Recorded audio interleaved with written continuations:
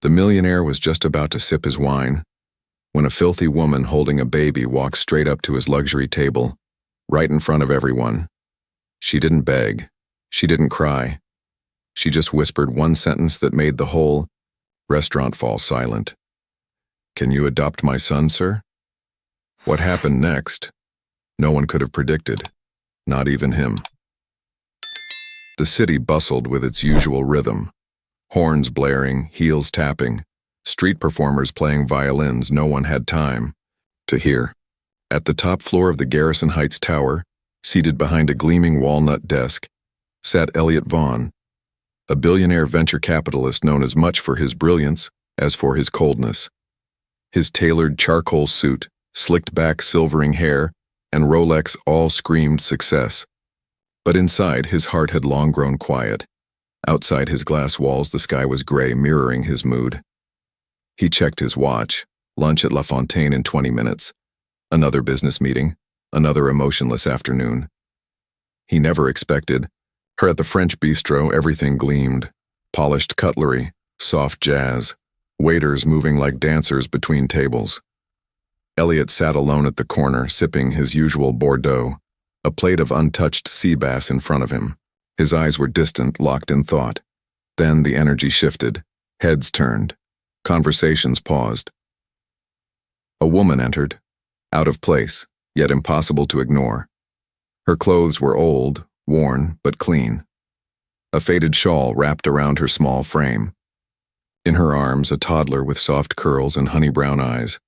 No one saw her as anything more than an interruption, except Elliot. She moved forward, past the maitre d', trying to stop her. Her chin lifted slightly. She didn't beg. She didn't cry. She stopped in front of Elliot, her voice barely a whisper. "Can you adopt my son, sir?" Elliot blinked. The words echoed louder than any pitch he'd ever heard in a boardroom. The woman swallowed hard, adjusting the sleeping child in her arms. "His name is Leo," she said, voice shaking but steady. "I've raised him since he was left at the church steps. I'm not his mother by blood, but I am in every way that counts." Elliot stared. Cold eyes met hers, warm, pleading, exhausted. "I'm dying," she said plainly. "Doctors say it's advanced, liver failure. I don't have insurance, no family, no time, but I can't leave him alone. He deserves more than alleyways and soup kitchens." The waiter stepped forward again, but Elliot raised one hand. Silence. "I've seen you in the news," she continued. "You said once, before your wife died, you wanted children. I remember, because your eyes were different back then." Elliot's heart thudded. He hadn't spoken her name, Natalie, in 4 years. The woman looked down at Leo. "He's kind. He doesn't cry when he's hungry. He watches clouds and thinks they're animals. He sings himself to sleep. He deserves a chance." Then she looked up. "My name is Mariah. I don't want your money. I just want someone who won't let him disappear." Leo stirred. His tiny fingers clumsily reached for Elliot's tie. The contact was gentle, instinctive. Elliot's body tensed, but then something softened.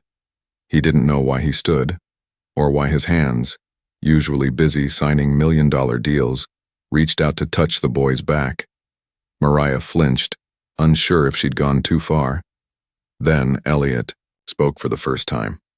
"Where are you staying?" She blinked. "The shelter on 8th, but they only let us stay till Sunday." He nodded, and then in front of a restaurant full of stunned diners, he uttered the unthinkable. "Come with me. Both of you." The waiter dropped his pen. "Sir?" Mariah's voice cracked.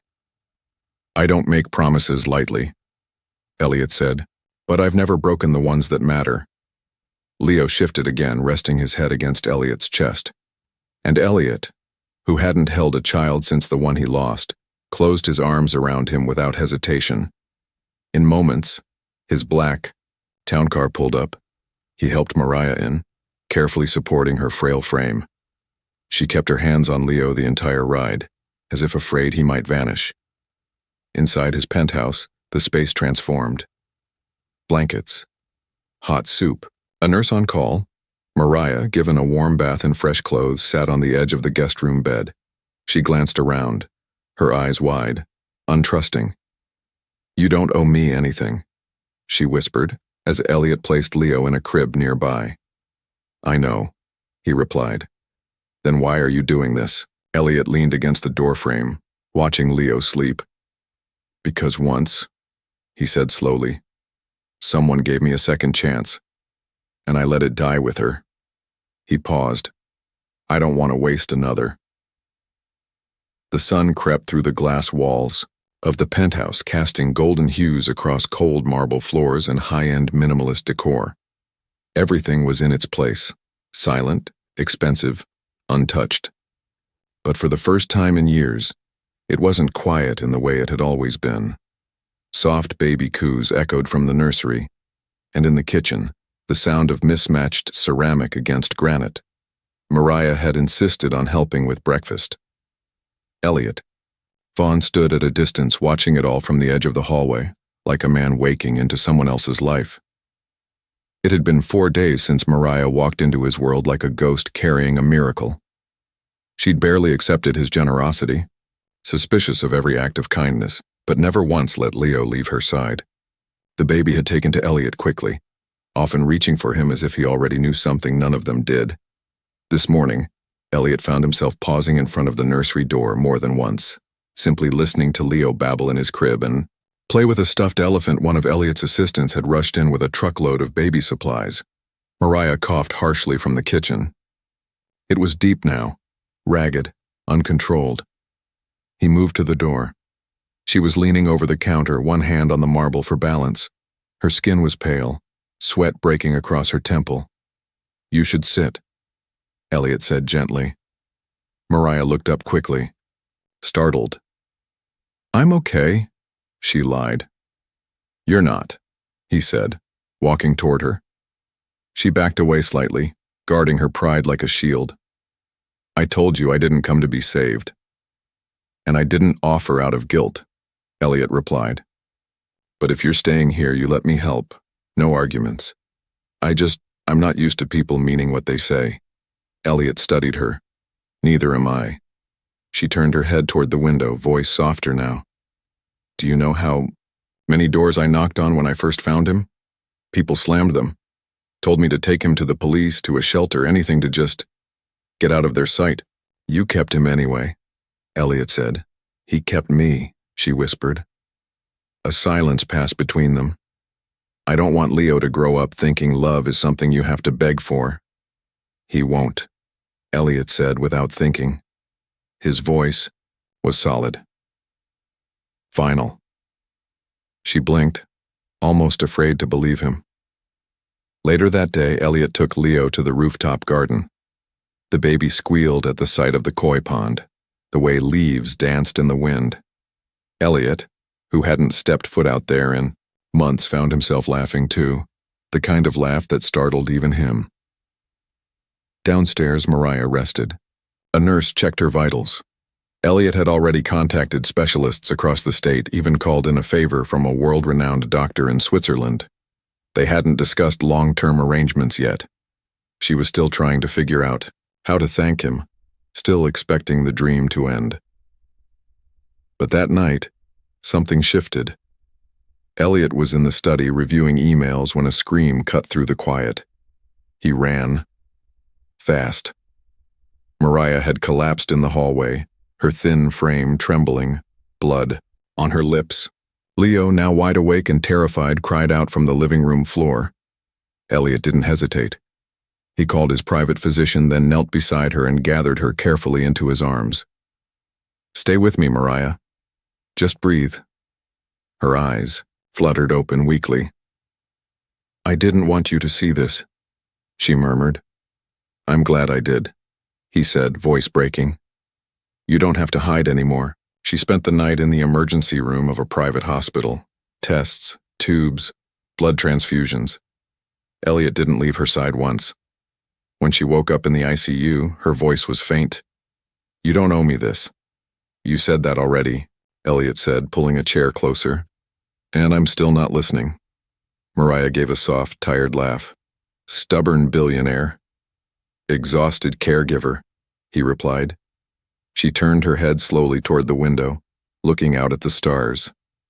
I never thought someone like you would care. Elliot leaned forward.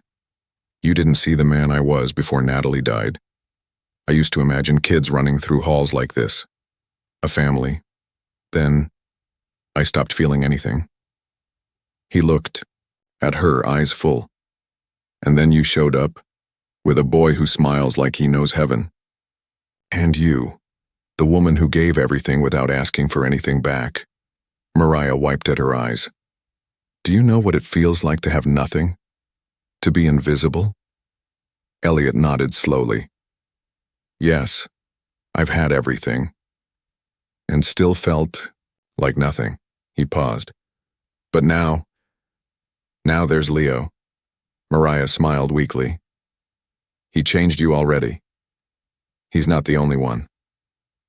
Back at the penthouse, the nursery was fuller now. Framed photos on the walls, toys scattered. A mobile of stars spinning gently above the crib. Elliot watched Leo sleep, fingers curled around the bars like he was holding on to a better tomorrow. For the first time in years, Elliot picked up a photo of Natalie, the only one he'd kept.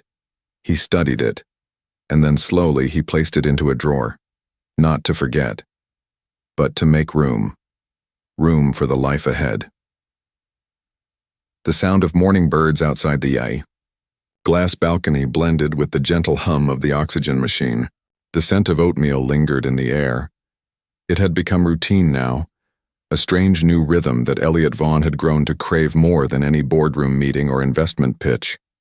Leo, now crawling and standing against the sofa with shaky legs, giggled at his reflection in the living room mirror.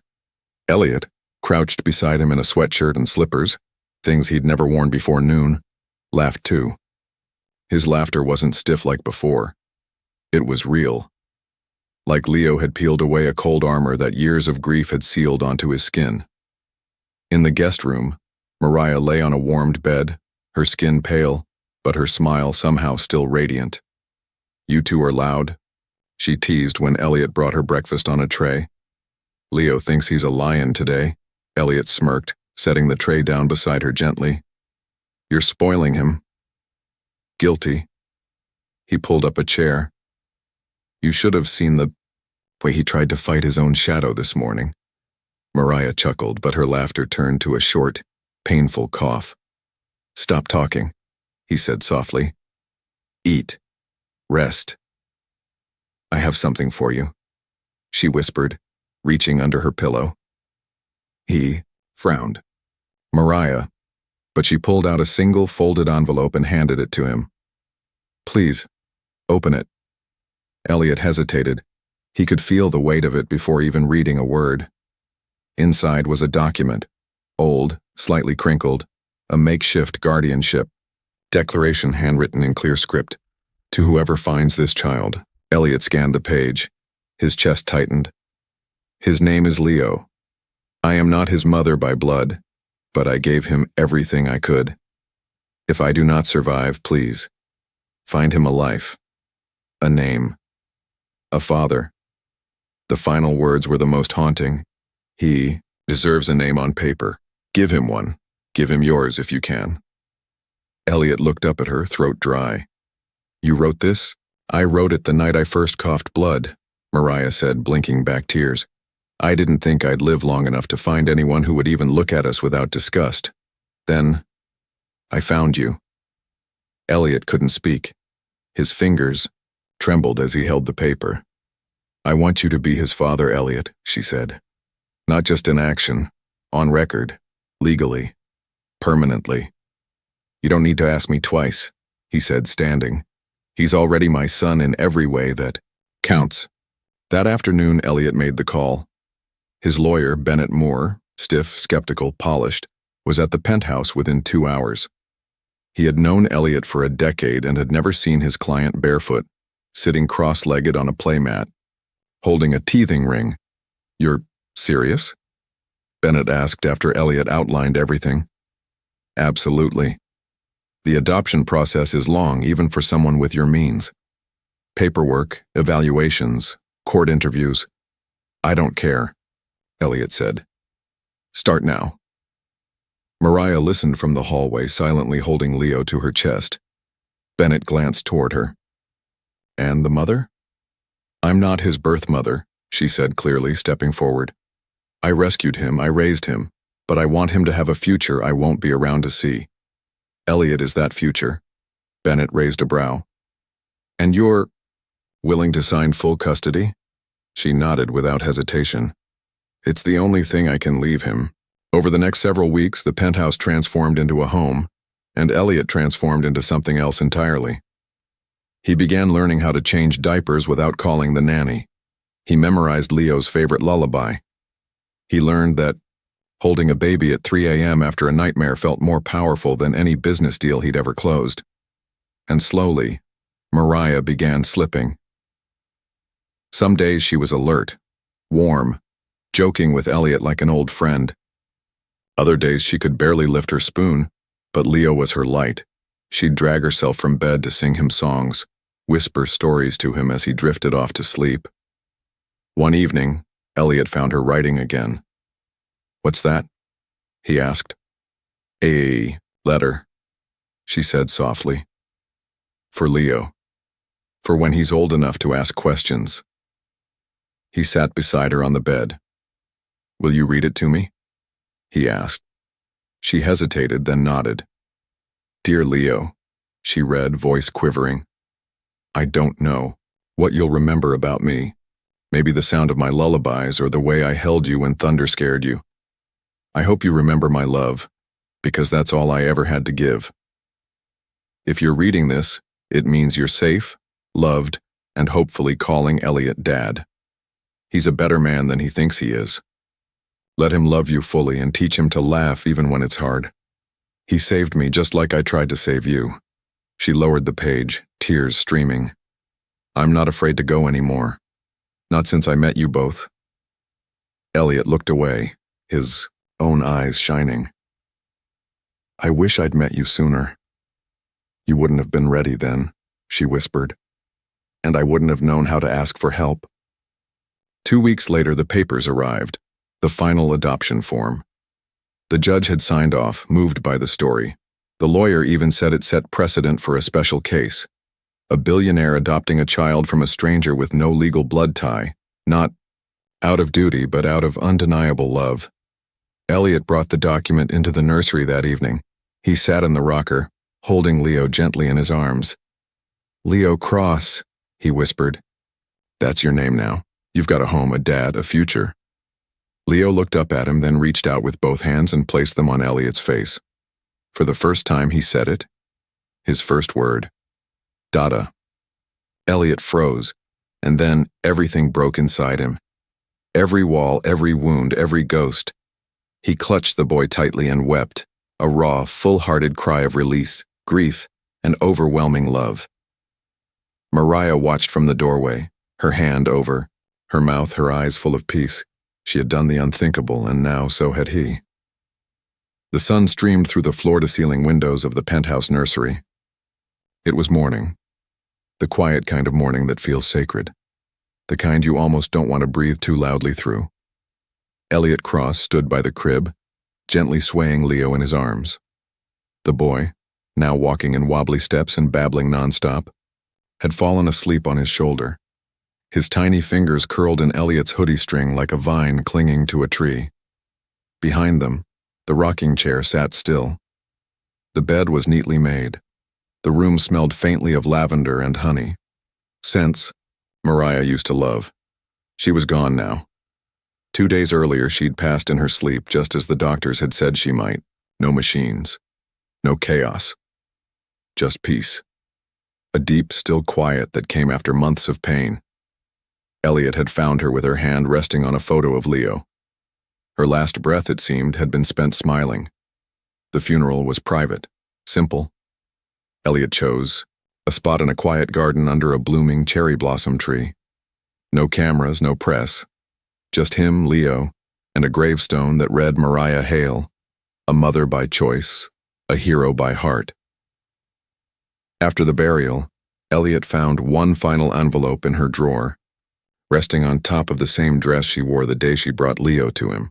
It was labeled, "To you both, for when I'm gone." He didn't open it right away. He waited. Now in the hush of this morning, he lowered Leo gently into his crib and kissed his forehead. Then he sat at the edge of the bed and opened the envelope. Inside was a handwritten letter, a small key, and a folded piece of paper with Leo's footprint from the first day she found him. He unfolded the letter and began to read. "My dear Elliot, and my sweet Leo, if you're reading this, I guess I'm already watching you from somewhere better. I hope there are no tears right now, just love and maybe a few laughs if Leo's being his usual messy, loud little self. Elliot, I need you to know something. I never planned to be anyone's mother. I never thought I'd survive long enough to mean something to someone. I was just a girl who had nothing.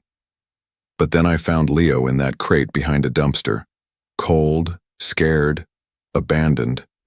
And suddenly I had everything. I didn't save him. He saved me. And then you saved us both. You showed up in a world that never wanted us. A world that shuts its doors on girls like me and babies like him. You didn't owe us anything, but you gave us everything. Elliot, you taught me that love doesn't wait for perfection, it just chooses. Thank you for choosing us." Elliot paused, his chest tightened, the kind of ache no medicine could reach. He wiped his cheek and continued reading. "Leo, my baby boy, I won't be there to see your first day of school, or when you ride a bike or when you tell your first joke, though I imagine it'll be terrible and adorable all at once. But I will be there in the smile you got from me, in the way your little hands reach out without fear, in every warm hug your dad gives you. You are not a mistake, you are not abandoned. You were chosen by me, and now by someone who will never stop fighting for you. Be kind, be curious, be fearless, and when you're older, open the small wooden box under the floorboard of this room. The key is in this envelope. Inside the box is a locket with my picture, one of your baby socks, and the only toy you wouldn't let go of that first night. I hope it reminds you that love finds us even in dumpsters and penthouses. I love you more than words, my sweet boy. Goodbye, but only for now. Mom." Elliot folded the letter and held it to his chest. His body trembled with the weight of it all. He didn't cry loudly. No, it was a quiet, devastating kind of grief, the kind that reshapes a person from the inside out. He stood, walked to the floorboard, and gently used the key. Inside the box, just like she'd said, were pieces of memory.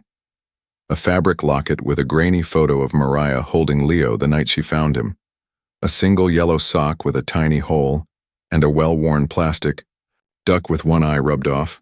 Elliot sat on the floor and held them like relics. He whispered, "You won't be forgotten, Mariah. I'll make sure of it."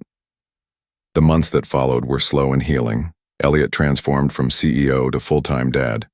He took a break from business, built a nursery from scratch, hired tutors, not for knowledge, but for joy, music, colors, dance. He created a children's book company in Mariah's name, with all profits going to abandoned children and single mothers.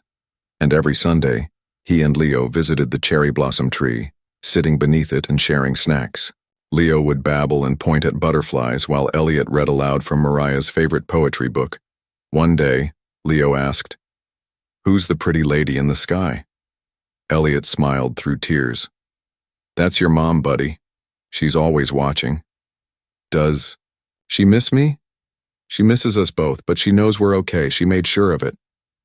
2 years later, at a gala for children's advocacy, the host introduced the keynote speaker. "Ladies and gentlemen, please welcome Elliot Cross, father, founder of the Mariah Foundation, and advocate for children in need." Elliot walked onto the stage, in a soft gray suit holding the hand of a boy in a tiny tuxedo. The crowd applauded.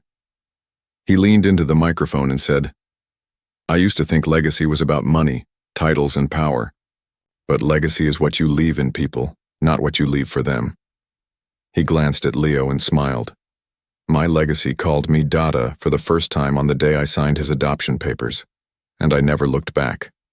1 week later, Back at Rue Montclair, the same outdoor cafe where it all began, Elliot sat with Leo sharing a bowl of pasta. A woman passed by, smiled, and asked, "Is he yours?" Elliot smiled and said without hesitation, "Yes, he's mine." She smiled and walked on.